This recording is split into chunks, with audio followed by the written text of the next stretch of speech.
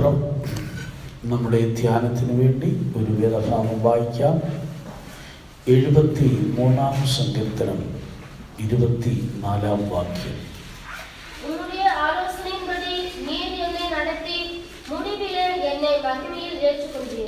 ദൈവത്തിന് മഹത്വം. 73-ാം സങ്കീർത്തനം 24-ാം വാക്യമാണ് ഇപ്പോൾ നാം വായിച്ചു കേട്ടത്. ദൈവത്തിൻ്റെ പരിശുദ്ധാത്മാവ് കഴിഞ്ഞ രാത്രിയിൽ എന്നോട് ഈ തിരുവഴുത്തിലൂടെ ഇടപെടുവാനിടയായി തീർന്നു.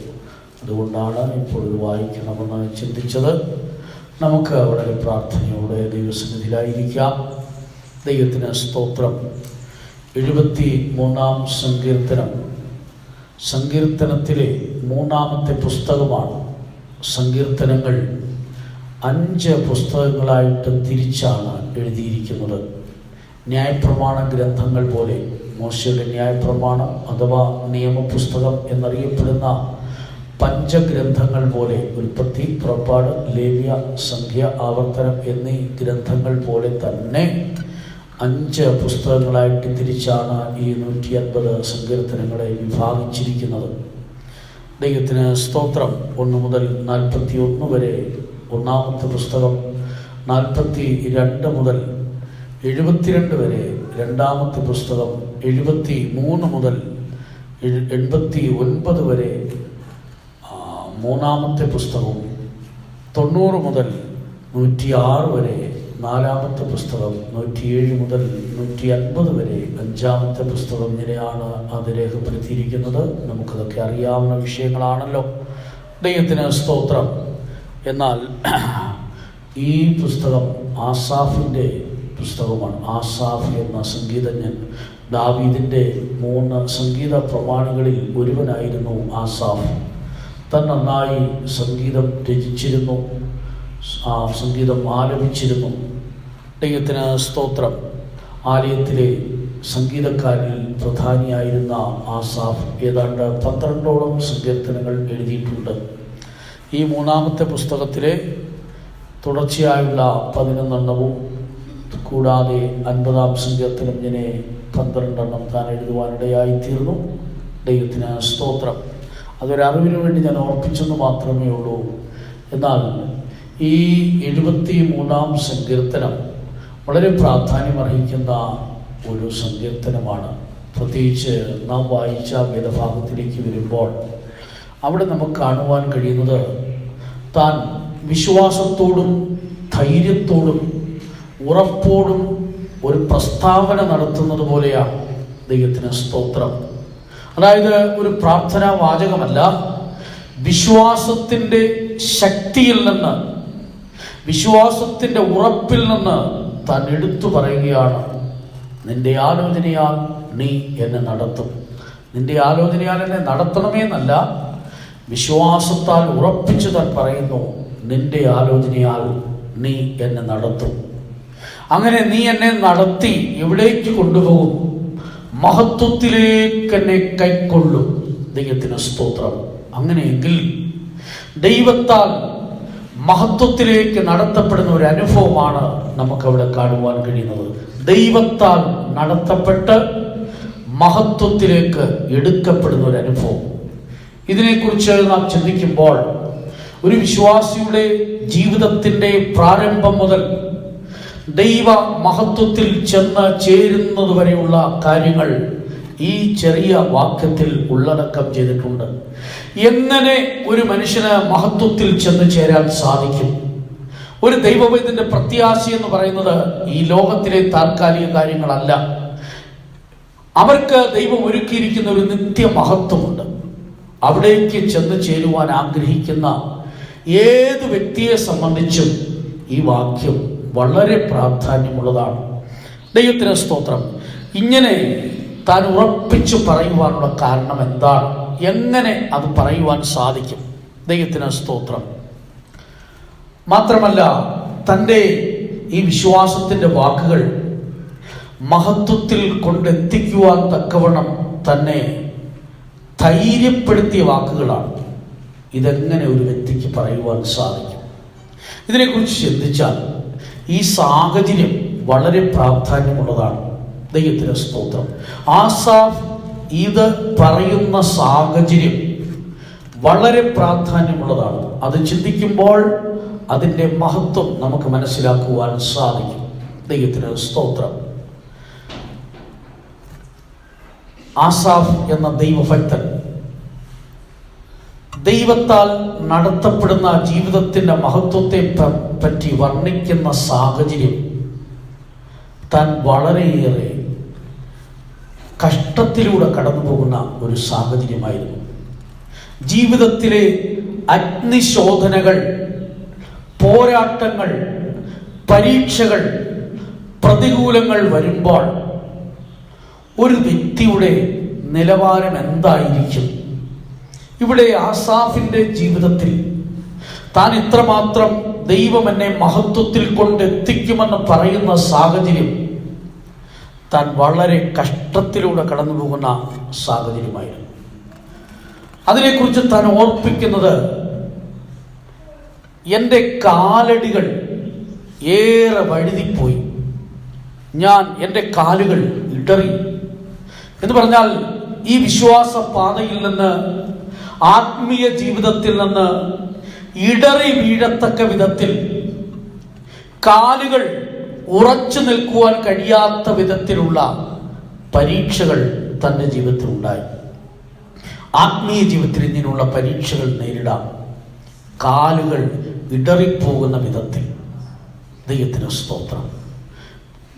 പിന്നീട് താൻ പറയുന്നത്, ഞാൻ ഏറെ ബാധിക്കപ്പെട്ടു. ഒന്നിനു പുറകെ കഷ്ടങ്ങൾ ഓരോന്നായി തൻ്റെ ജീവിതത്തിൽ വന്നുകൊണ്ടിരുന്നു. ഈ കഷ്ടം തൻ്റെ ജീവിതത്തിൽ ഒന്നിനു പുറകെ തനിക്ക് നിലനിൽക്കാൻ കഴിയുമോ എന്ന് തോന്നത്തക്ക വിധത്തിൽ വന്ന സാഹചര്യത്തിൽ തൻ്റെ ആത്മീയ നിലവാരം എന്തായിരുന്നു എന്ന് ചോദിച്ചാൽ, തൻ്റെ ഹൃദയത്തെ ശുദ്ധീകരിച്ച് കൈകളെ കുറ്റമില്ലായ്മയിൽ കഴുകി അങ്ങനെ ശുദ്ധീകരിച്ചിരിക്കുന്ന സമയമാണ്.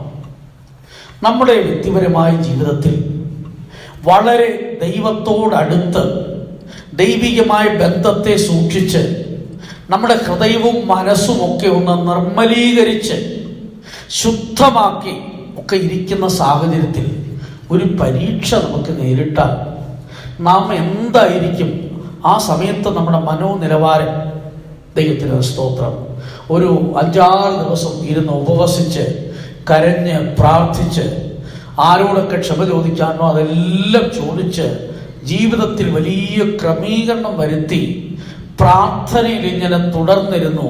അങ്ങനെ തിരുവത്താഴമൊക്കെ എടുത്ത് നല്ല സന്തോഷമായ പാട്ടൊക്കെ പാടി ഇങ്ങനെ ഇരിക്കുന്ന സമയത്താണ് ഒന്നിനു പുറകെ കടലിലെ അലകൾ പോലെ പരീക്ഷകൾ വരികയാണ്. കാലുകൾ ഇടറിപ്പോകത്തക്ക വിധത്തിൽ പല വിധത്തിലുള്ള ശോധനകൾ, പോരാട്ടങ്ങൾ ഒരു വിധത്തിലല്ല പല വിധത്തിൽ വന്നുകൊണ്ടിരുന്നു. ഇടവിടാതെ ബാധിക്കപ്പെട്ടുകൊണ്ടിരിക്കുന്ന പരീക്ഷകൾ. ഇത് ഒരു പിന്മാറ്റ സമയത്തായിരുന്നെങ്കിൽ, ദൈവത്തിൽ നിന്ന് അകന്ന് ജീവിച്ചൊരു സമയത്തായിരുന്നെങ്കിൽ വേണമെങ്കിൽ ദൈവത്തിൽ നിന്ന് അകന്ന് പോയത് കൊണ്ടാണെന്ന് പറയാം.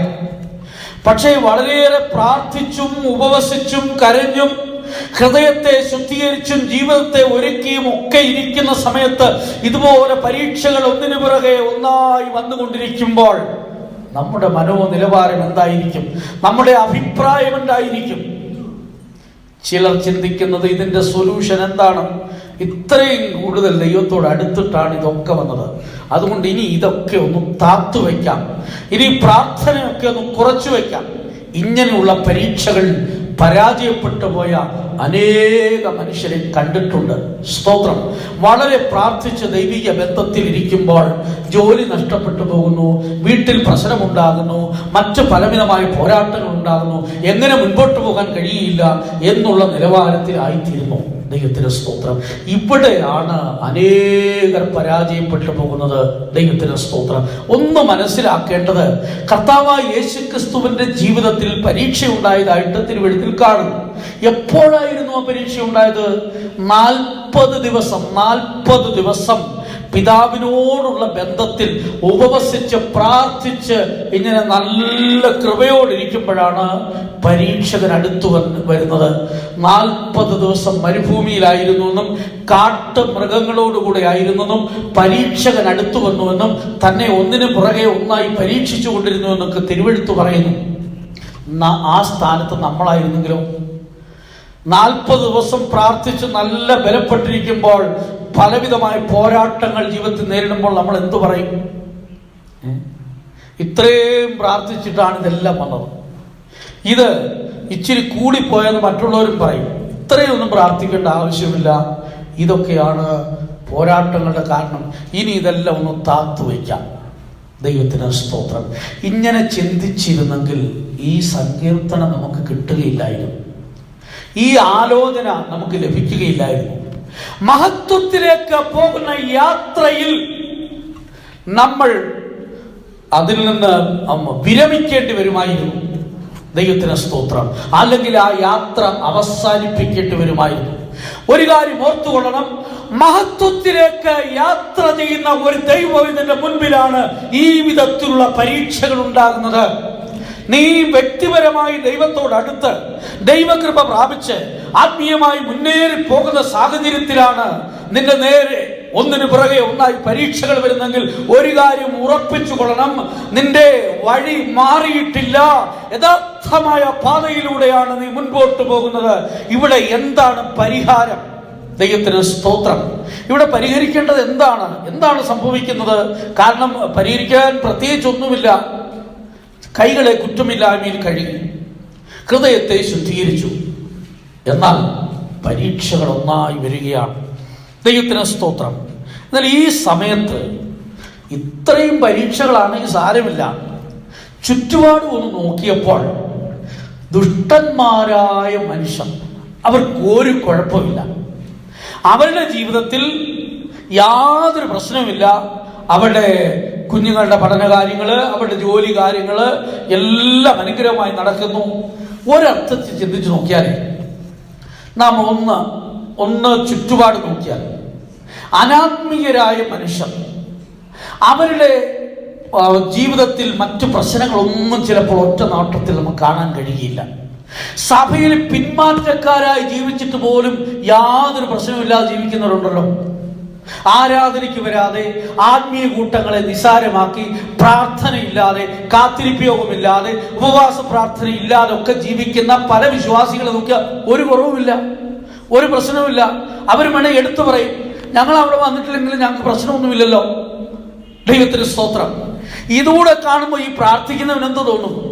ഉപവസിച്ച് കരഞ്ഞ് നിലവിളിച്ച് പ്രാർത്ഥിച്ചവന് ഒന്നിനു മുറകെ ഒന്നായി തലയ്ക്ക് മീതെ പ്രശ്നങ്ങൾ ആഞ്ഞടിച്ചുകൊണ്ടിരിക്കുമ്പോൾ പ്രാർത്ഥനയ്ക്ക് വരാത്തവന്, അനാത്മീയന്, ദൈവസന്നെ വരാത്തവര്, ദൈവവുമായിട്ടുള്ള ബന്ധമില്ലാത്തവർക്ക് ഒരു കുഴപ്പമില്ല. അവിടെ എഴുതിയിരിക്കുന്നത് അവർക്ക് നല്ല സൗഖ്യമുണ്ട്. എനിക്ക് അസൂയ തോന്നത്തക്ക വിധത്തിൽ അവരുടെ പ്രവർത്തനങ്ങളൊക്കെ അനുഗ്രഹിക്കപ്പെട്ടുകൊണ്ടിരിക്കുന്നു, അവരുടെ കമ്പനികളൊക്കെ അനുഗ്രഹിക്കപ്പെടുന്നു, അവരുടെ ബിസിനസ് ഉയർത്തപ്പെടുന്നുണ്ട്, എല്ലാം വളരെ അനുഗ്രഹമായി പോകുന്നുണ്ട്.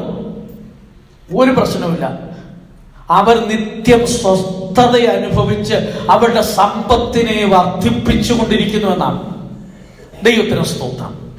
ഇതൊക്കെ കാണുമ്പോൾ ആദ്യത്തെ ആ പരീക്ഷ നമ്മുടെ നേർക്ക് തന്നെ വന്നതാണെങ്കിൽ പിന്നെയും ഒരർത്ഥത്തിൽ ഇത് ഇടുങ്ങിയ പാതയാണെന്നൊക്കെ പറഞ്ഞ് മുൻപോട്ട് പോകാം.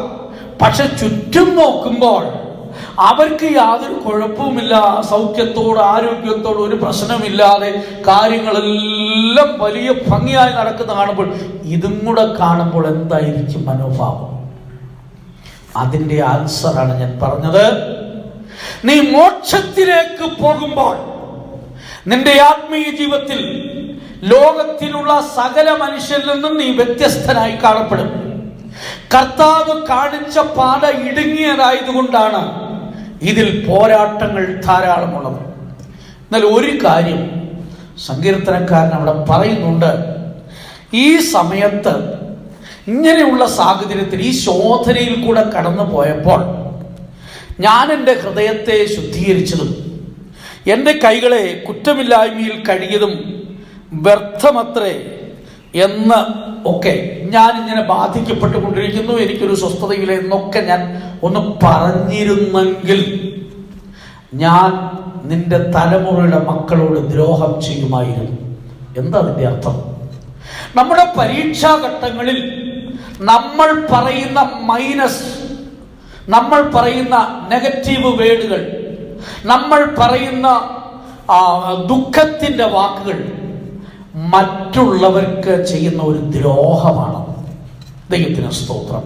ചിലർ തങ്ങളുടെ കഷ്ടത്തിൽ വിശ്വാസത്തിൽ വന്ന് ദൈവകൃപയിലൊക്കെ മുൻപോട്ട് പോയപ്പോൾ പ്രതീക്ഷിക്കാത്ത പ്രശ്നങ്ങൾ ഓരോന്ന് വരുമ്പോൾ, അയ്യോ എനിക്കിങ്ങനെ സംഭവിച്ചല്ലോ, ഞാൻ ഇത്രയും പ്രാർത്ഥിച്ചുകൊണ്ടാണോ ഇങ്ങനെ സംഭവിച്ചത്, ഞാൻ ഉപവസിച്ചുകൊണ്ടൊന്നും പ്രയോജനമില്ലല്ലോ, ഇങ്ങനെയുള്ള വാക്കുകൾ പറഞ്ഞിരുന്നെങ്കിൽ തലമുറയെ ഞാൻ ദ്രോഹിക്കുകയായിരുന്നു, മറ്റുള്ളവരെയും കൂടെ ഞാൻ ദ്രോഹിക്കുകയാണ്. അങ്ങനെയുള്ള ദോഷം വരാതെ താൻ സൂക്ഷിക്കപ്പെട്ടു. തൻ്റെ ഹൃദയത്തിൽ പറഞ്ഞു, ഞാൻ എൻ്റെ ഹൃദയത്തെ ശുദ്ധീകരിച്ചു, കുറ്റമില്ലായ്മയിൽ കഴുകി. ഇങ്ങനെ ഞാൻ പരസ്യമായി പറഞ്ഞിരുന്നെങ്കിൽ അനേകരോട് ചെയ്യുന്ന ദോഷമായിരുന്നു. കാരണം ഒരു വിശ്വാസ വീരന്റെ വായിൽ നിന്ന് വരുന്ന വാക്കുകൾ എപ്പോഴും മറ്റുള്ളവർ ശ്രദ്ധിക്കും. അനുഗ്രഹത്തിന്റെ വാക്കുകളാണോ, ഉറപ്പിന്റെ വാക്കുകളാണോ, അതേ പ്രത്യാശയുടെ വാക്കുകളാണോ എന്ന് മറ്റുള്ളവർ ശ്രദ്ധിക്കും. ഇങ്ങനെയുള്ള വാക്ക് നമ്മിൽ നിന്ന് പുറപ്പെടുന്നത് കേൾക്കുവാൻ സാത്താൻ കാത്തിരിക്കുന്നു എന്നുള്ളത് മറന്നു പോകരുത്. വിശ്വാസ ജീവിതം ചെയ്യുന്ന, മഹത്വത്തിലേക്ക് യാത്ര ചെയ്യുന്ന ഓരോ ദൈവത്തിനോടും ഇന്ന് പകൽക്കാലം ദൈവത്തിന്റെ ആത്മാവ് പറയുകയാണ്, നിന്റെ വാക്കുകൾ പ്രത്യാശയുടെ വാക്കുകളാണോ, നിന്റെ വാക്കുകൾ നിരാശയുടെ വാക്കുകളാണോ? നീ നിരാശയുടെ വാക്കുകൾ പറയുവാൻ വേണ്ടി സാത്താൻ കാത്തിരിക്കുന്നു. അങ്ങനെയുള്ള വാക്കുകൾ നിന്റെ നാവിൽ നിന്ന് വന്നാൽ നിന്റെ പിൻതലമുറയോട് നീ ചെയ്യുന്ന ഒരു ദോഷമാണ്. എന്താണ് ചെയ്യുന്ന ദോഷം?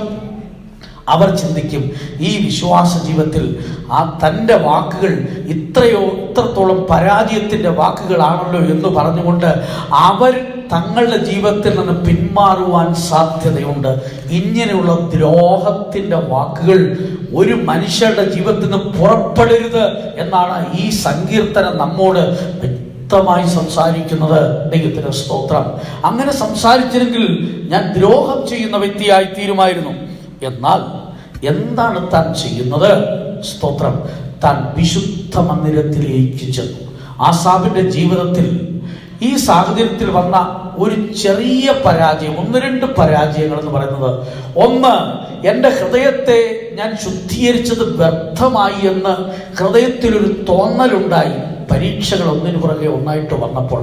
പക്ഷേ താൻ പരസ്യമായി പറഞ്ഞിരുന്നെങ്കിൽ തലമുറയോട് ചെയ്യുന്ന ദോഷമായിരുന്നു. രണ്ടാമത്, താൻ വിശുദ്ധ മന്ദിരത്തിൽ ചെന്നു. അത് ഒടുവിലാണ്. പലരുടെയും ജീവിതത്തിൽ സംഭവിക്കുന്ന ഒരു പരാജയം, ഒടുവിലാണ് വിശുദ്ധ മന്ദിരത്തിൽ ചെല്ലുന്നത്. ചെല്ലേണ്ട സമയത്ത് ചെല്ലുകയില്ല. എല്ലാം പ്രശ്നമായി, ഒന്നും കഴിയാത്ത വിധത്തിൽ എല്ലാ വഴികളും അടയുമ്പോഴാണ് വിശുദ്ധ മന്ദിരത്തെ സമീപിക്കുന്നത്, ദൈവസന്നിധിയെ സമീപിക്കുന്നത്. നമ്മൾ എപ്പോഴും മനസ്സിലാക്കേണ്ടത്, നാം ദൈവസന്നിധിയിൽ ചെല്ലുന്ന സമയം എപ്പോഴാണ്? നവോമിയെ സംബന്ധിച്ച് അവൾ യവക്കൊയ്ത്തിന്റെ ആരംഭത്തിൽ ബേത്ലഹേമിലേക്ക് തിരിച്ചു വന്നു. ഈ യവക്കൊയ്ത്തൊക്കെ കഴിഞ്ഞിട്ട്, കാലാവറക്കുമെല്ലാം കഴിഞ്ഞിട്ട്, എല്ലാം കഴിഞ്ഞിട്ട് അവൾ ബോവസിന്റെ വയലിൽ തന്നെ ഒന്നും വന്നിരുന്നെങ്കിൽ പ്രയോജനമുണ്ടാകുമോ? രൂത്ത് ബോവസിന്റെ മണവാട്ടിയായി തീരാൻ സാധിക്കുമോ? നാം ദൈവസന്നിധിയിൽ വരുന്നതിന്, മടങ്ങി വരുന്നതിന് ദൈവം അനുവദിക്കുന്ന ചില സമയങ്ങളുണ്ട്. എത്രയോ പേർ തങ്ങളുടെ നല്ല സമയങ്ങളെ നഷ്ടമാക്കി, ദൈവം നൽകുന്ന ആ കൃപാകാലത്തെ നഷ്ടമാക്കിയിട്ട് മടങ്ങി വരാൻ ശ്രമിച്ചിട്ട് മടങ്ങി വരുവാൻ കഴിയാതെയായി തീർന്നിട്ടുണ്ട്. ദൈവത്തിന്റെ കരുണ കിട്ടാതെയായി തീർന്നിട്ടുണ്ട്. എനിക്ക് പ്രത്യേകം ഓർപ്പിക്കുവാനുള്ളത്, നാം ദൈവസന്നിധിയിൽ പ്രാർത്ഥിക്കുവാനും മടങ്ങി വരുവാനും നിലവിളിക്കുവാനും ഒക്കെ ഉള്ള ആ സമയം പ്രാധാന്യമുള്ളതാണ്. കൃപയുടെ വാതിൽ അടഞ്ഞാൽ ആ വാതിലിൽ ചെന്ന് എത്രത്തോളം മുട്ടിയിരുന്നാലും അവർക്ക് കൃപ കിട്ടാതെ പോകും. ദൈവത്തിന് സ്തോത്രം. അതെ, പെട്ടകത്തിന്റെ വാതിൽ ദൈവം അടച്ചതിന് ശേഷം ആര് ചെന്ന് മുട്ടിയിരുന്നാലും അത് തുറക്കുവാൻ കഴിയില്ല. നോഹയെ കൊണ്ടാണ് പെട്ടകം ഉണ്ടാക്കിച്ചതെങ്കിലും വാതിൽ അടയ്ക്കുന്ന അവകാശം ദൈവത്തിനായിരുന്നു. ദൈവത്തിന് സ്തോത്രം. എന്തിനാണ് ദൈവം അടച്ചത്? നോഹയുടെ ഇഷ്ടം പോലെ അത് തുറക്കാതിരിക്കുവാൻ വേണ്ടിയാണ്. ഓരോ ദൈവവേദനയും ജീവിതത്തിൽ ദൈവം നൽകുന്ന അവസരങ്ങൾ വളരെ വിലപ്പെട്ടതാണ്. ആ അവസരങ്ങൾ പ്രയോജനപ്പെടുത്തിയില്ല എങ്കിൽ നമ്മുടെ അവസരങ്ങൾ എന്നേക്കുമായി നഷ്ടപ്പെട്ടു പോകാൻ സാധ്യതയുണ്ട്. അവൻ ഒടുവിൽ ദൈവസന്നിധിയിൽ ചെന്നപ്പോഴാണ് യാഥാർത്ഥ്യങ്ങളെ മനസ്സിലാക്കുവാൻ കഴിയുന്നത്. ദൈവത്തിന് സ്തോത്രം. ദൈവസന്നിധി ചെന്നപ്പോഴാണ് അവന്റെ കണ്ണുകൾ തുറക്കപ്പെട്ടത്. ഇതുവരെയും അവന്റെ ഹൃദയത്തിൽ തോന്നിയ പരാജയങ്ങൾ, അവന്റെ ഹൃദയത്തിൽ ഉണ്ടാകുന്ന ഭാരങ്ങൾ, ഇതൊക്കെ അവൻ സ്വയമായി ചിന്തിച്ചപ്പോൾ അവന്റെ ഹൃദയത്തിൽ വലിയ വ്യസനമുണ്ടായി. ഇതൊക്കെ ചിന്തിക്കാൻ അവൻ തുടങ്ങിയപ്പോൾ അവന്റെ ദുഃഖം വർദ്ധിച്ചുകൊണ്ടിരുന്നു. എൻ്റെ സങ്കടം വർദ്ധിക്കുന്നു, നാട്ടുകാർക്ക് പ്രശ്നമൊന്നുമില്ല, ദൈവവുമായുള്ള ബന്ധമില്ലാത്തവർക്കൊക്കെ ഒരു കുഴപ്പമില്ല, അവർ വളരെ ജോറായിട്ട് അവർ വളരെ അടിച്ചു പൊളിച്ചൊക്കെ ജീവിക്കുന്നു എന്നൊക്കെ കണ്ടപ്പോൾ ഇതൊക്കെ ശരിക്കൊന്ന് മനസ്സിലാക്കാൻ തൻ്റെ ബുദ്ധി കൊണ്ട്, തൻ്റെ തലച്ചോറ് കൊണ്ട് താൻ അതിനെ ഒന്ന് മനസ്സിലാക്കാൻ ചിന്തിച്ചപ്പോൾ തനിക്ക് പ്രയാസം തോന്നിയാണ്. ഇത് ഗ്രഹിപ്പാൻ നിരൂപിച്ചപ്പോൾ തനിക്ക് പ്രയാസം തോന്നി. പക്ഷേ ആ പ്രയാസം വർദ്ധിക്കുന്ന അതിന് പരിഹാരം ഉണ്ടാകുന്നില്ല. എന്നാൽ ഒടുവിൽ ദൈവത്തിന്റെ വിശുദ്ധ മന്ദിരത്തിൽ ചെന്നപ്പോൾ യാഥാർത്ഥ്യങ്ങളെ മനസ്സിലാക്കുവാൻ സാധിക്കുന്നു. ദൈവത്തിന് സ്തോത്രം. വിശുദ്ധ മന്ദിരവുമായുള്ള ബന്ധമാണ് നമ്മുടെ ക്രിസ്തീയ ജീവിതത്തെ ബലപ്പെടുത്തുന്നത്. വിശുദ്ധ മന്ദിരവുമായി ബന്ധമില്ലാതെ നമ്മൾ നമ്മുടെ കഴിവുകൊണ്ട്, നമ്മുടെ പ്രാപ്തി കൊണ്ടൊക്കെ നമ്മുടെ ക്രിസ്തീയ ജീവിതം ചെയ്യാൻ തുടങ്ങിയാൽ ചിലപ്പോൾ നമ്മൾ പരാജയപ്പെട്ടു പോകാൻ സാധ്യതയുണ്ട്. ജീവിതത്തിൽ കലക്കമുണ്ടാകാൻ സാധ്യതയുണ്ട്. ദൈവത്തിന് സ്തോത്രം. ബഥാനിയിൽ 2 സഹോദരിമാർ ഒരേ വീട്ടിൽ പാർത്തിരുന്നു. ആ സഹോദരിമാർ കർത്താവായ യേശുക്രിസ്തുവിനെ സ്വീകരിച്ച സംഭവം ലൂക്കോസിന്റെ സുവിശേഷം 10-ാം അധ്യായത്തിൽ നമുക്ക് കാണുവാൻ സാധിക്കുന്നു. ദൈവത്തിന് സ്തോത്രം. അവിടെ നോക്കുമ്പോൾ അവിടെ കാണാൻ കഴിയുന്നത് അവർ 2 പേരും ഒരു വീട്ടിലുള്ള സഹോദരിമാരായിരുന്നെങ്കിലും 2 പേരുടെ അവസ്ഥ 2 വിധത്തിലായിരുന്നു. ദൈവത്തിന് സ്തോത്രം. ഒരുവൾ കർത്താവായ യേശുക്രിസ്തുവിനെ ഭവനത്തിൽ കൈക്കൊണ്ടു. ഭവനത്തിൽ കൈക്കൊണ്ട കാര്യത്തിൽ മുൻകൈ എടുത്തത് മാർത്ത എന്ന സഹോദരിയായിരുന്നു. നമുക്കറിയാം അവരെ കുറിച്ച്. മാർത്ത, മറിയ, ലാസർ എന്നിവർ ഒരേ കുടുംബത്തിൽ താമസിച്ചിരുന്നു. ദൈവത്തിന് സ്തോത്രം. ഈ വീട്ടിൽ കർത്താവ് ഇടയ്ക്കിടെ പോകുമായിരുന്നു. ആ വീടുമായിട്ട് കർത്താവിന് ബന്ധമുണ്ടായിരുന്നു. അവിടുത്തെ സഹോദരൻ കർത്താവിന് പ്രിയനായിരുന്നു. ഇതൊക്കെ നമുക്കറിയാവുന്ന വിഷയമാണ്. എന്നാൽ കർത്താവ് യേശുക്രിസ്തുവിനെ ആ വീട്ടിൽ കൈക്കൊണ്ട് സ്വീകരിച്ചു കയറ്റിയിരുത്തിയത് മാർത്തയായിരുന്നു. എന്നാൽ അതിനുശേഷം അവൾ തൻ്റെ പ്രവൃത്തികൾക്ക് പോവുകയാണ്. അവൾ കർത്താവിന് വേണ്ടി ആയിരിക്കാം, കർത്താവിന് വേണ്ടി ഭവനത്തിൽ വലിയ തിരക്കുള്ളവളാണ്. ആ തിരക്കിനിടയിൽ കർത്താവിൻ്റെ സാന്നിധ്യം അനുഭവിപ്പാൻ അവൾ മറന്നുപോയി. എന്നാൽ അവളുടെ സ്വന്തം സഹോദരി കർത്താവായ യേശുക്രിസ്തുവിന്റെ പാദപീഠത്തിൽ ഇരുന്നു കൊണ്ട് കർത്താവിൽ നിന്ന് നല്ല നല്ല ശ്രേഷ്ഠമായ കാര്യങ്ങൾ അവൾ പ്രയോജനപ്പെടുത്തുകയാണ്. യേശുവിനെ കിട്ടിയ ആ ചാൻസ് അവൾ പ്രയോജനപ്പെടുത്തുന്നു. അപ്പോൾ തന്നെ കർത്താവിന് വേണ്ടി വളരെ തിരക്കുള്ളവളാണ് മാർത്ത. അവൾ ആർക്കു വേണ്ടിയാണ് തിരക്കുള്ളവളായിരിക്കുന്നത്? അവളോട് ചോദിച്ചാൽ അവൾ പറയും, ഞാൻ യേശുവിന് വേണ്ടിയാണ് ഈ ബന്ധപ്പെടുന്നത്, യേശുവിന് വേണ്ടിയാണ് ഞാൻ ഈ തിരക്ക് കൂട്ടുന്നത്. എങ്കിലും യേശുവിൻ്റെ സാന്നിധ്യം അവൾ നഷ്ടപ്പെടുത്തിക്കൊണ്ടായിരുന്നു അവൾ തിരക്കോടെ പ്രവർത്തിക്കുന്നത്.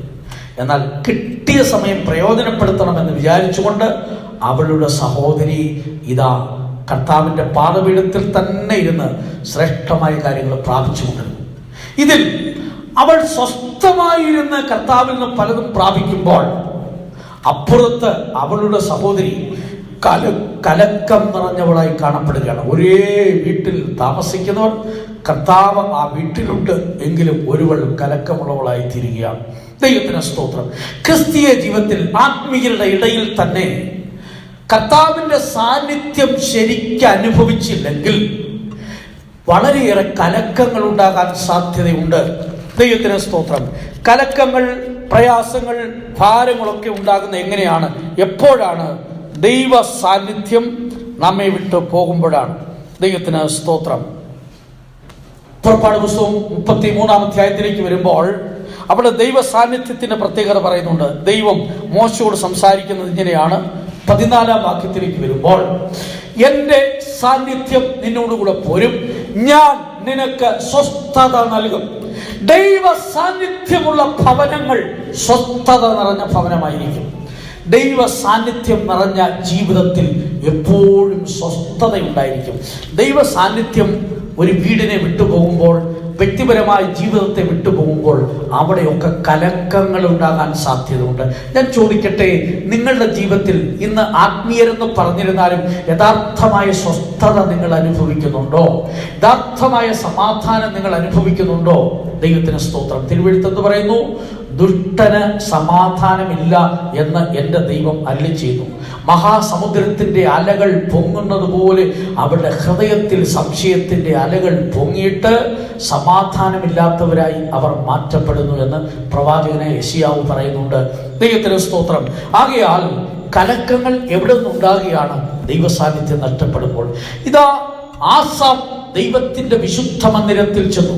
വിശുദ്ധ മന്ദിരത്തിൽ എന്താണ്? പുരോഹിതൻ നിത്യം ശുശ്രൂഷ ചെയ്തുകൊണ്ടിരിക്കുന്ന ഒരു സ്ഥലമാണ് വിശുദ്ധ മന്ദിരം എന്ന് പറയുന്നത്.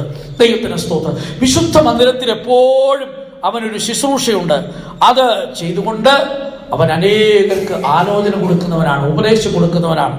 അതുകൊണ്ടാണ് യിരെമ്യാ പ്രവചനം 18-ാം അധ്യായത്തിന്റെ 18-ാം വാക്യം വായിക്കുമ്പോൾ, പുരോഹിതന്റെ പക്കൽ ഉപദേശം ഇല്ലാതിരിക്കുകയില്ല. ജ്ഞാനിയുടെ പക്കൽ ആലോചന, പുരോഹിതന്റെ പക്കൽ ഉപദേശം, പ്രവാചകന്റെ പക്കൽ അരുളപ്പാട്, ഇതൊക്കെ ഉണ്ടായിരിക്കും. ദൈവത്തിന് സ്തോത്രം. ആലയത്തിൽ നിത്യം ശുശ്രൂഷ ചെയ്തുകൊണ്ടിരിക്കുന്ന സ്ഥലമാണ് വിശുദ്ധ മന്ദിരം. ഈ വിശുദ്ധ മന്ദിരത്തിൽ ദൈവത്തിൻ്റെ സാന്നിധ്യം നിറഞ്ഞ സ്ഥലമാണ്. ദൈവത്തിൻ്റെ അരുളപ്പാടുകൾ പുറപ്പെടുന്ന സ്ഥലമാണ്. ഒന്നുകൂടെ പറഞ്ഞാൽ ഇത് ദൈവ സാന്നിധ്യം നിറഞ്ഞ സ്ഥലമാണ്. ദൈവത്തിൻ്റെ സഭയെ വിശുദ്ധ മന്ദിരമായി നമുക്ക് മനസ്സിലാക്കാൻ സാധിക്കും. അപ്പോസ്തലിക കൂട്ടായ്മയെ വിശുദ്ധ മന്ദിരമായി നമുക്ക് മനസ്സിലാക്കാൻ സാധിക്കും. ദൈവ സാന്നിധ്യം നിറഞ്ഞ സ്ഥലത്തെ വിശുദ്ധ മന്ദിരമായി നമുക്ക് മനസ്സിലാക്കാൻ സാധിക്കും. ഇന്ന് ദൈവത്തിന്റെ ആത്മാവ് നമ്മോട് ഓർപ്പിക്കുന്ന മറ്റൊരു വിഷയമാണ്, വിശുദ്ധ മന്ദിരവുമായിട്ട് നമുക്കൊരു നല്ല ബന്ധമുണ്ടായിരിക്കണം. ഇത് എങ്ങനെ സാധിക്കും? ഇത് ആരാധനയിൽ കൂടെ മാത്രമാണോ? കൂട്ടായ്മയിൽ കൂടെ മാത്രമാണോ? ആരാധനയും കൂട്ടായ്മയൊക്കെ അതിൻ്റെ ഭാഗങ്ങളാണ്. എന്നാൽ നമ്മുടെ വ്യക്തിപരമായ ജീവിതത്തിൽ ഉള്ള ദൈവിക ബന്ധത്തെ അത് കാണിക്കുന്നത്. ദൈവത്തിന് സ്തോത്രം. വ്യക്തിപരമായ ജീവിതത്തിൽ നാം അനുഭവിക്കുന്ന ദൈവിക ബന്ധം ഒരിക്കലും നഷ്ടപ്പെട്ടു പോകരുത്. വിശുദ്ധ മന്ദിരത്തിലേക്കൊരു വഴി കർത്താവായ യേശുക്രിസ്തുവിന്റെ കാൽവരി മരണത്തിലൂടെ തുറക്കപ്പെട്ടതായിട്ട് തിരുവെഴുത്ത് പറയുന്നു. കർത്താവായ യേശുക്രിസ്തു ക്രൂശിൽ മരിക്കുമ്പോൾ ദേവാലയത്തിലെ തിരശീല മേൽ തൊട്ട് അടിയോളം ചീന്തപ്പെട്ടപ്പോൾ സംഭവിച്ചത് വിശുദ്ധ മന്ദിരത്തിലേക്കൊരു വഴി തുറക്കുകയായിരുന്നു. എബ്രായ ലേഖനം 10-ാം അധ്യായത്തിലേക്ക് വരുമ്പോൾ നമുക്കവിടെ കാണുവാൻ കഴിയുന്നത്, വിശുദ്ധ മന്ദിരത്തിലേക്ക് ജീവനുള്ള ഒരു വഴി തുറന്നു. ദേഹമെന്ന തിരശീല ചീന്തിക്കൊണ്ട് തുറക്കപ്പെട്ട വഴിയാണ്. ആ വഴിയിലൂടെ മുൻപോട്ട് പോകുമ്പോൾ നമുക്ക് വിശുദ്ധ മന്ദിരത്തിലെ അനുഗ്രഹങ്ങളെ പ്രാപിക്കുവാൻ സാധിക്കും. അങ്ങനെയെങ്കിൽ നമ്മുടെ ജീവിതത്തിലെ സകല വിഷയങ്ങളുടെയും പരിഹാരം, സകല ആവശ്യങ്ങൾക്കും അവിടെ പരിഹാരം, അവിടെ സകല പ്രശ്നങ്ങൾക്കും പരിഹാരം എല്ലാം അവിടെ ലഭിക്കുകയാണ്. അതുകൊണ്ടാണ് വിശുദ്ധ മന്ദിരത്തിലേക്കുള്ള തിരശീല ചീന്തപ്പെട്ടപ്പോൾ തുറക്കപ്പെട്ട വഴിയിലൂടെ യാത്ര ചെയ്താൽ അവിടെ തുറന്നിരിക്കുന്ന ഒരു കൃപാസനം കാണുവാൻ സാധിക്കും. എബ്രായ ലേഖനം 4-ാം അധ്യായത്തിന്റെ 16-ാം വാക്യത്തിന്റെ പ്രത്യേകത നമുക്ക് അവിടെ കാണുവാൻ സാധിക്കും. അതുകൊണ്ട് കരുണ ലഭിപ്പാനും തത്സമയത്ത് സഹായത്തിനുള്ള കൃപ പ്രാപിപ്പാനുമായി നാം ധൈര്യത്തോടെ കൃപാസനത്തിനടുത്ത് ചെല്ലുക. കൃപാസനത്തിന്റെ അടുക്കലേക്ക് ഏത് സമയത്തും ചെല്ലാം, ധൈര്യത്തോടെ ചെല്ലാം. എന്തിനു വേണ്ടിയാണ്? തക്ക സമയത്ത് കിട്ടേണ്ട സഹായം. എന്ത് സഹായമോ അതെല്ലാം അവിടെ ഉണ്ട് എന്ന് പറഞ്ഞാൽ എൻ്റെ അർത്ഥം എന്തെന്നറിയാമോ?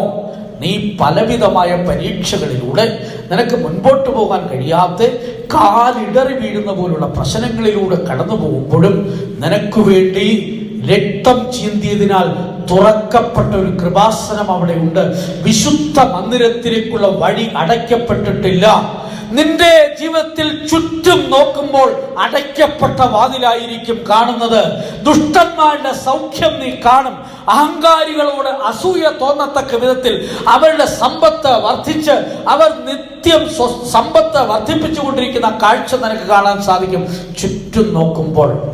എന്നാൽ ഇതാ ആ സ്വർഗീയമായ ദർശനം നിനക്കുണ്ടാകുമ്പോൾ തുറക്കപ്പെട്ട ഒരു വിശുദ്ധ മന്ദിരം, നിനക്ക് വേണ്ടി കാൽവരിയിൽ രക്തം ചിന്തിയതിനാൽ യേശുക്രിസ്തുവിനാൽ, യേശുക്രിസ്തുവിന്റെ മുറിവുകൾ നിമിത്തമായി, ദേഹമെന്ന തിരശീല ചിന്തിയ നിമിത്തമായി ഇതാ ഏത് പരീക്ഷകളിലൂടെ പോയിരുന്നാലും തുറക്കപ്പെട്ടൊരു കൃപാസനം അവിടെയുണ്ട്.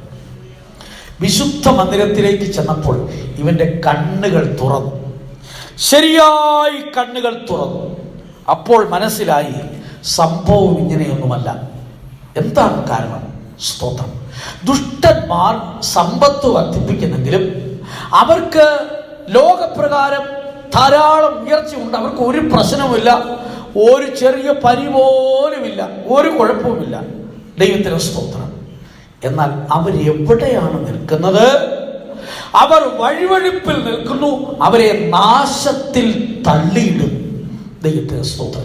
73-ാം സങ്കീർത്തനവും 37-ാം സങ്കീർത്തനവും തമ്മിൽ ഒരു ബന്ധമുണ്ട്, മറന്നു പോകരുത്. ദൈവത്തിന് സ്തോത്രം. ദുഷ്ടന്മാരെ നാശത്തിൽ തള്ളിയിടുന്നു. 37-ാം സങ്കീർത്തനത്തിലേക്ക് വരുമ്പോൾ അവിടെ അതിൻ്റെ 10-ാം വാക്യം വായിക്കുമ്പോൾ നമുക്ക് കാണാൻ കഴിയുന്നത്,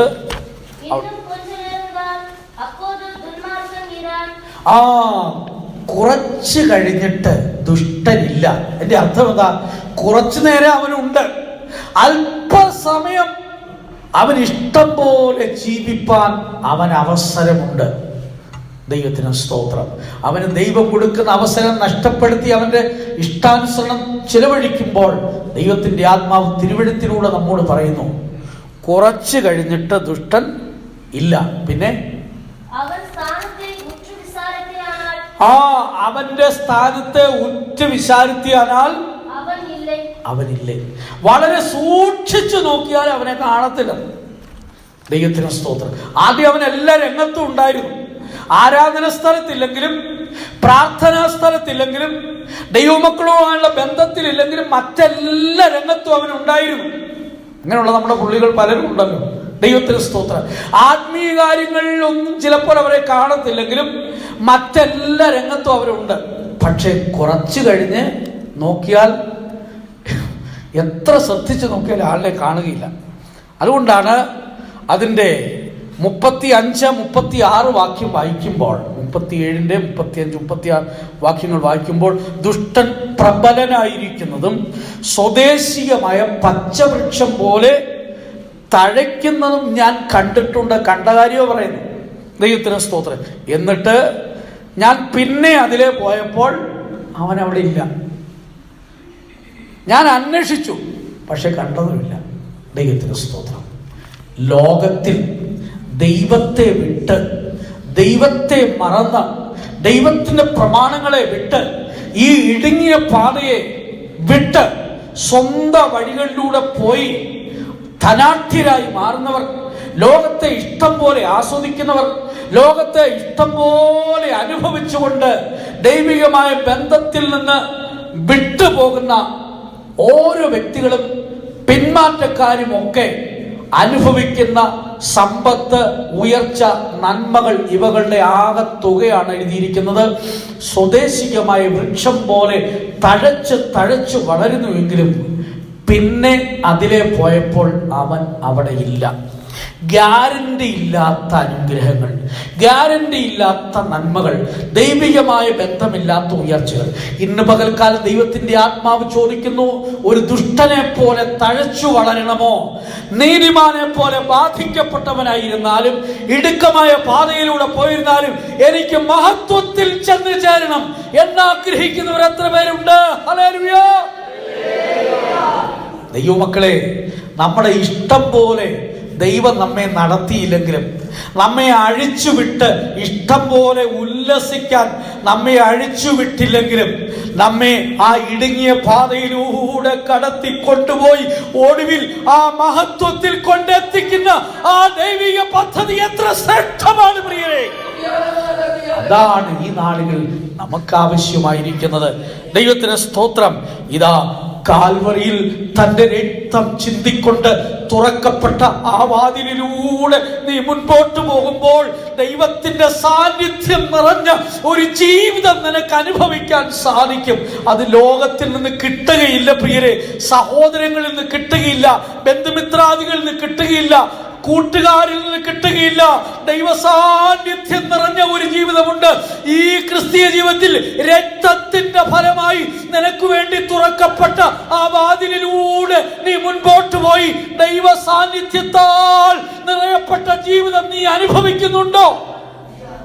അങ്ങനെയെങ്കിൽ നിനക്കൊരു കാര്യം മനസ്സിലാക്കാൻ സാധിക്കും. ഇന്ന് ഞാൻ പോകുന്ന പാത കഷ്ടത്തിന്റെ പാതയായിരുന്നാലും എനിക്ക് ഖേദിക്കാനില്ല. അവിടെ വിശുദ്ധ മന്ദിരത്തിൽ ചെന്നപ്പോൾ തനിക്ക് വലിയ കുറ്റബോധമുണ്ടായി താൻ കരയാൻ തുടങ്ങുകയാണ്. ദൈവത്തിന് സ്തോത്രം. കാരണം എന്താണ്? ദൈവസന്നിധി ചെന്നപ്പോൾ കാര്യങ്ങൾ മനസ്സിലായി, ശരിയായി അവസ്ഥകളൊക്കെ മനസ്സിലാക്കുവാനിടയായി തീർന്നു. ഒന്ന്, അവർ നാശത്തിലേക്ക് പോകുവാനുള്ളവരാണ്. എന്നാൽ എൻ്റെ ജീവിതം, ഞാൻ ഇങ്ങനെയൊക്കെ ബാധിക്കപ്പെട്ടിട്ടും പ്രശ്നങ്ങൾ ഒന്നിനു പുറകെ ഒന്നായിട്ട് വന്നെങ്കിലും ഞാൻ നിന്റെ അടുക്കലാണ് ഇരിക്കുന്നത്. ദൈവത്തിന് സ്തോത്രം. ഇപ്പോൾ ഈ കാര്യങ്ങളെക്കുറിച്ച് മനസ്സിലാക്കാത്ത അവസ്ഥയാണ് താൻ പറയുന്നത്. ഞാൻ പൊട്ടനാണ്, ഒന്നും അറിയാത്തവനാണ്, വലിയ സംഗീതജ്ഞനാണ്, സംഗീതം നന്നായി പാടുന്നു, മനോഹരമായി പാടുന്നു, കൊട്ടാരത്തിലെ സംഗീതക്കാരനാണ്. എങ്കിലും ഒരു പരീക്ഷ വന്നപ്പോൾ, യാഥാർത്ഥ്യം മനസ്സിലാക്കാൻ കഴിയാതിരുന്നപ്പോൾ താൻ പറയുകയാണ്, ഞാൻ പൊട്ടനായിപ്പോയി, ഞാൻ ഒന്നും അറിയാത്തവനായിരുന്നു, ഞാനൊരു മൃഗം പോലെയായിരുന്നു. ഈ അവസ്ഥ സമ്മതിക്കുമോ? എത്ര പേർ സമ്മതിക്കും? ദൈവത്തിന് സ്തോത്രം. ആരാണ് പൊട്ടനെന്ന് പറഞ്ഞാൽ കാരണം എന്താണ്? ഇടവിടാതെ ബാധിക്കപ്പെട്ടിട്ടും ഞാൻ ദൈവത്തിൻ്റെ അടുക്കലാണ് എന്ന് എനിക്ക് മനസ്സിലാക്കാൻ കഴിഞ്ഞില്ല. അവർ നാശത്തിലേക്ക് പോകുന്നവരാണ് എന്ന് എനിക്ക് മനസ്സിലാക്കാൻ കഴിഞ്ഞില്ല. ആയതുകൊണ്ട് ഞാൻ പൊട്ടനും ഒന്നും അറിയാത്തവരുമാണ്. എന്നാൽ ഞാൻ ഇങ്ങനെയൊക്കെ ആയിട്ടും, ഇങ്ങനെയൊക്കെ ചിന്തിച്ചിട്ടും, എൻ്റെ ചിന്തയിൽ പല കുറവുകൾ ഉണ്ടായിട്ടും, ഇതാ ഞാൻ നിന്റെ അടുക്കലാണ് എന്ന് പറഞ്ഞാൽ കർത്താവ് തൻ്റെ അടുക്കൽ എന്നെ വെച്ചിരിക്കുക. പലപ്പോഴും നാം കർത്താവിനെ വിട്ട് ജീവിക്കുന്ന സാഹചര്യം ഉണ്ടായിരുന്നാലും, അഥവാ ചില കഷ്ടത്തിൽ നമ്മൾ ചിലപ്പോൾ ചില ഭാരങ്ങളൊക്കെ പറയാറുണ്ടല്ലോ.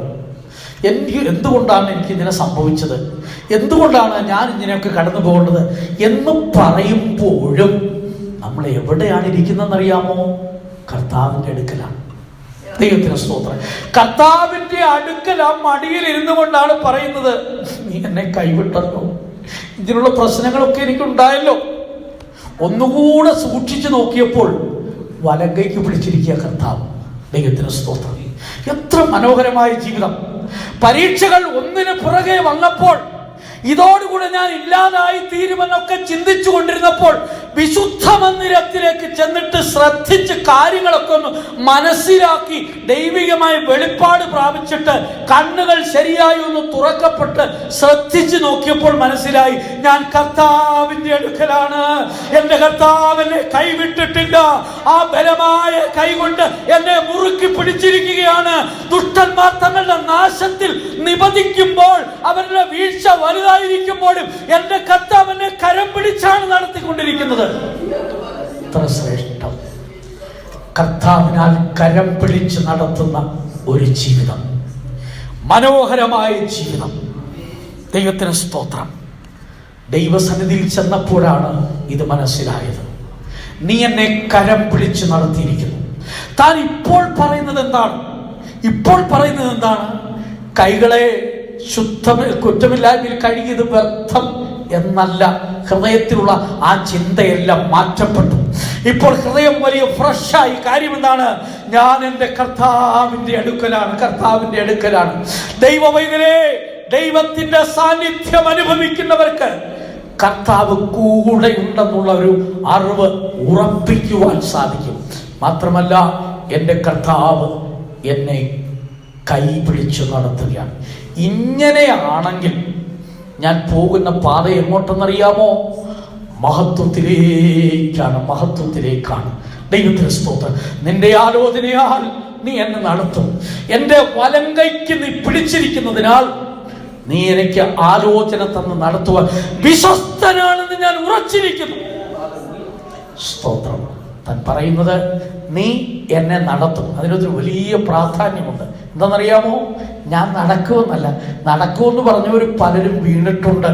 പക്ഷേ കർത്താവിന്റെ കയ്യിൽ ഏൽപ്പിച്ച് കർത്താവിനാൽ നടത്തപ്പെട്ടവരൊക്കെ പരാജയപ്പെടാതെ വിജയത്തിൽ ചെന്നെത്തിച്ചേർന്നിട്ടുണ്ട്. ആത്മീയ ജീവിതത്തിലെ കാതലായ ഒരു വിഷയമാണ് ഞാൻ ഇപ്പോൾ പറയുന്നത്. നാം സ്വയമായി പ്രവർത്തിക്കുവാനും സ്വയമായി നടക്കുവാനും തുടങ്ങുമ്പോൾ നമ്മുടെ ജീവിതത്തിൽ അനേക പരാജയങ്ങൾ ഉണ്ടാകാൻ സാധ്യതയുണ്ട്. അങ്ങനെയുള്ളവരെ അന്വേഷിച്ചു കൊണ്ടിരിക്കുകയാണ് പിശാച്. ദൈവത്തിന് സ്തോത്രം. ഇടയനെ വിട്ട് പോകുന്ന ആടുകളെ പെട്ടെന്ന് ചെന്നായി പിടിക്കുന്നത് പോലെ സ്വയമായി നടക്കുന്ന അനേകരും തങ്ങളുടെ ജീവിതത്തിൽ പരാജയപ്പെട്ടു പോയിട്ടുണ്ട്. സ്തോത്രം. ഇങ്ങനെ നടത്തണമെങ്കിൽ പൂർണ്ണമായി കർത്താവിൻ്റെ കയ്യിൽ ഏൽപ്പിച്ചു കൊടുക്കണം. ഇവിടെ നിന്റെ ആലോചനയാൽ എന്നെ നടത്തുമെന്ന് സങ്കീർത്തനക്കാരൻ പറയുമ്പോൾ അതിൻ്റെ അർത്ഥം എന്താണ്? കർത്താവേ, നിന്റെ ആലോചന കൂടാതെ ഇനി എനിക്കൊരു ജീവിതം വേണ്ട. ഇനി എത്ര പ്രശ്നമുണ്ടായിരുന്നാലും, ഏതെല്ലാം കഷ്ടത്തിലൂടെ ഞാൻ പോകേണ്ടി വന്നിരുന്നാലും, എനിക്കിനി കർത്താവേ നിന്റെ ആലോചന ഇല്ലാതെ ഒരു ജീവിതം വേണ്ട. നിന്റെ ആലോചനയിൽ കൂടെ മാത്രമല്ല നീ എന്നെ നടത്തണം. ഞാനിനി എൻ്റെ ഇഷ്ടപ്രകാരം മുൻപോട്ട് പോകയില്ല.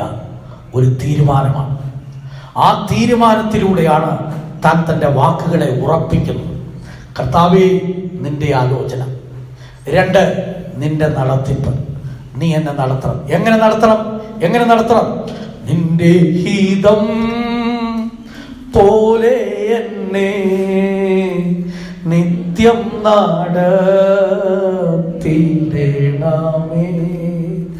നിന്റെ ഹിതം പോലെ എന്നെ നിത്യം നടത്തിയിടണമേ.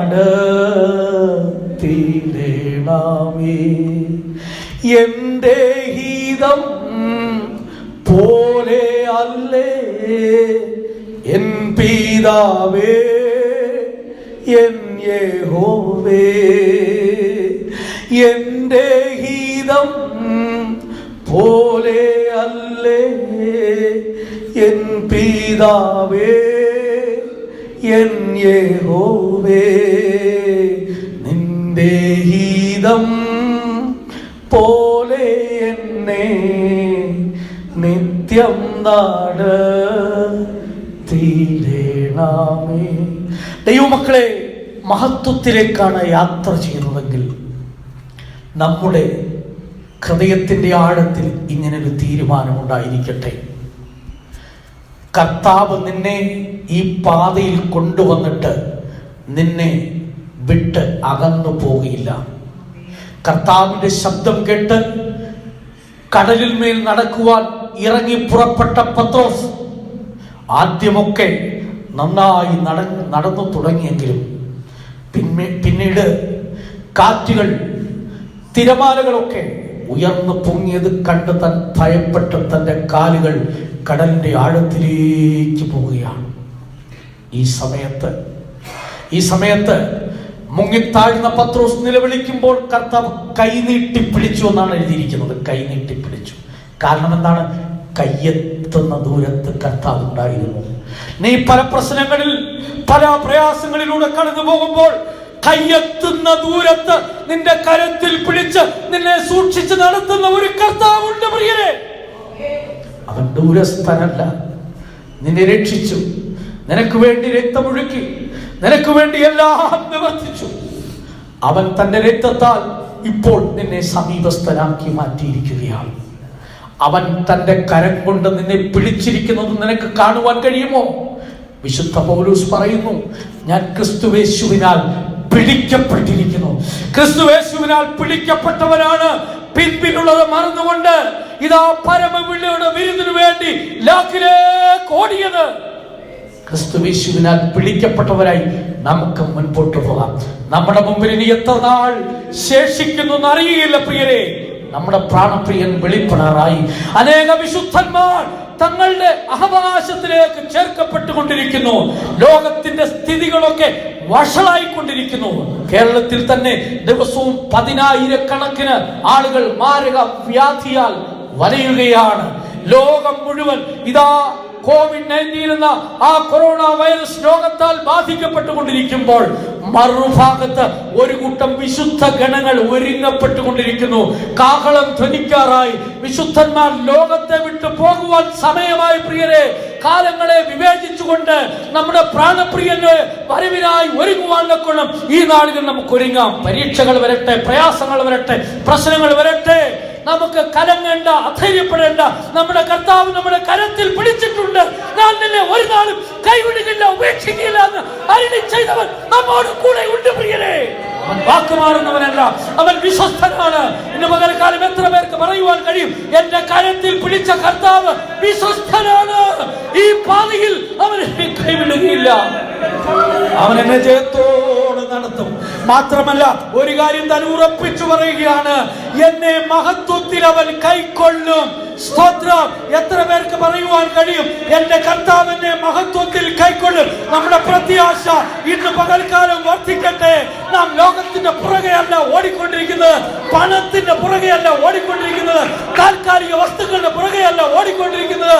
കർത്താവിനാൽ പിടിക്കപ്പെട്ടവരായി നിത്യതയെ ലക്ഷ്യമാക്കിക്കൊണ്ട് ഞാൻ ഓടിക്കൊണ്ടിരിക്കുകയാണ്. എത്ര പേർ ഇന്ന് പകൽക്കാലം ധൈര്യത്തോടെ പറയും, ഞാൻ എന്റെ കർത്താവിനെ നോക്കിക്കൊണ്ട് ഇതാ എന്റെ ഓട്ടം സ്ഥിരതയോടെ ഓടുകയാണ്, ഒരു ദിവസം ഞാൻ മഹത്വത്തിൽ ചെന്ന് ചേരും. എന്റെ ജീവിതം ഏറ്റവും പ്രത്യാശ വർദ്ധിച്ചതായി ഞാൻ മുൻപോട്ട് പോയിക്കൊണ്ടിരിക്കുകയാണ്. അവർക്ക് പറയുവാൻ സാധിക്കും, ഇതാ ഈ ജീവിതം വ്യർത്ഥമല്ല, ഈ ഓട്ടം വ്യർത്ഥമല്ല. ഈ പരീക്ഷയിലൂടെ ഞാൻ കടന്നുപോയിരുന്നാലും, ഈ ഇടുങ്ങിയ പാതയിലൂടെ ഞാൻ കടന്നുപോയിരുന്നാലും, ശത്രു എന്നെ ഏതെല്ലാം വിധത്തിൽ എന്നെ ഉപദ്രവിച്ചിരുന്നാലും ഞാൻ മഹത്വത്തിൽ ചെന്ന് ചേരും. എന്റെ കർത്താവിന്റെ മുഖം ഞാൻ കാണും. ഞാൻ കർത്താവിന്റെ സന്തോഷത്തിലേക്ക് പ്രവേശിക്കുന്ന നാളുകൾ അടുത്തിരിക്കുന്നു. നമ്മുടെ പ്രത്യാശയെ പുതുക്കാൻ പ്രിയരെ, ഈ പ്രത്യാശ തന്നിൽ വർദ്ധിച്ചപ്പോൾ താൻ പറയുകയാണ്, സ്വർഗത്തിൽ എനിക്ക് ആരുള്ളൂ, ഭൂമിയിലും നിന്നെ അല്ലാതെ ഞാൻ ഒന്നും ആഗ്രഹിക്കുന്നില്ല. ലോകത്തിലുള്ള സകല ആഗ്രഹങ്ങളും തന്നെ വിട്ടുപോയി. സ്വർഗത്തിൽ എന്റെ കർത്താവ് എനിക്കുണ്ട്. സ്വർഗത്തിൽ എനിക്ക് വേണ്ടി, അതെ, എപ്പോഴും എനിക്ക് വേണ്ടി പ്രവർത്തിക്കുന്ന, എന്നെ അനുഗ്രഹത്തോടെ നടത്തുന്ന ആ കർത്താവിന്റെ മുഖത്തേക്ക് ഞാൻ നോക്കുകയാണ്. സ്വർഗത്തിൽ എനിക്കാരുള്ളൂ, എന്നെ നടത്തുന്ന കർത്താവ്, എന്നെ അവകാശത്തിലേക്ക് ചേർക്കുന്ന കർത്താവ്, എന്റെ പ്രത്യാശയായ കർത്താവ് സ്വർഗത്തിലുണ്ട്. ഭൂമിയിലും ആ കർത്താവല്ലാതെ എനിക്കാരുമില്ല. എത്ര പേർക്ക് പറയുവാൻ സാധിക്കും, സ്വർഗത്തിൽ എനിക്കാരുള്ളൂ, ഭൂമിയിലും കർത്താവല്ലാതെ എനിക്കൊന്നുമില്ല. എന്റെ സന്തോഷം കർത്താവിലാണ്, എന്റെ ബലം കർത്താവിലാണ്, എന്റെ നന്മ കർത്താവിലാണ്, എന്റെ ജീവിതം കർത്താവിലാണ്, എനിക്കുള്ളതെല്ലാം കർത്താവാണ്, എന്റെ സമ്പത്ത് കർത്താവാണ്.